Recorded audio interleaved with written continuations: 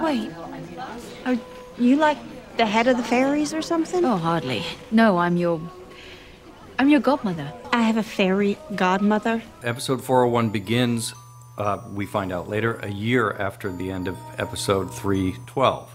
Sookie finds herself in Fairyland, and she doesn't know why she's there. She knows that her fairy godmother has brought her there. We meet Sookie's grandfather, who is magnificently played by Gary Cole, and it's a very touching reunion because she never got to say goodbye to him.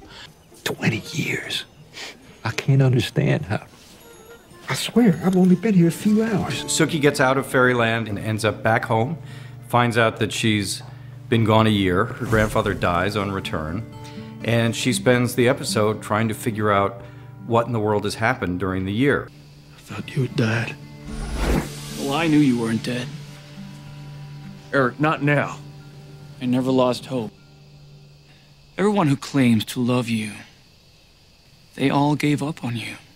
I never did. The big question has always been, is Sookie going to lean towards Bill or Eric? And up to this point, it's been very clear that her allegiances have been with Bill, and that Eric has been basically a seducer who's been trying to get her interest. Eric has held out hope, which certainly speaks to his own connection to Sookie, which may be deeper than we thought. Your Majesty. Good evening, Miss Pelham.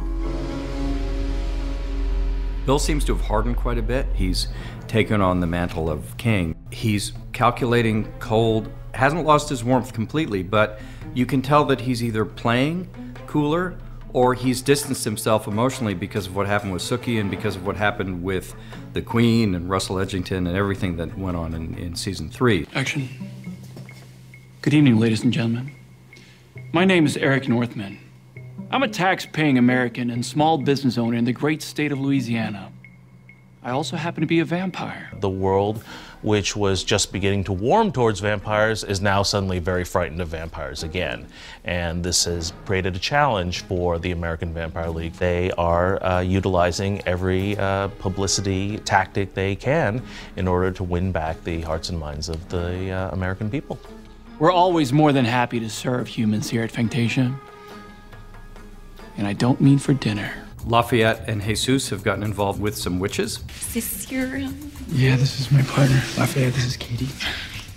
Finally broken down, and I've been trying for ages. We were playing with the witches, making them, on the one hand, seem kind of like goofy hippies who have kind of a new age and Wiccan philosophy. And on the other hand, you can tell there's something pretty nefarious going on with them. Restore within her the spirit of life, evocare lemores and mortuus, and return her to the plane of the living. Marnie, we haven't studied this. We have a character named Marnie who's introduced in episode 1 here. And she's a very meek, mild-mannered, middle-aged woman whom we barely get to know before she becomes possessed by dead people. Plain me, Lafayette. The witch storyline is really interesting, and you know, I definitely want to see where that's going to go. And also this connection between Bill and the witches, which comes clear that he has a spy in there with the witches.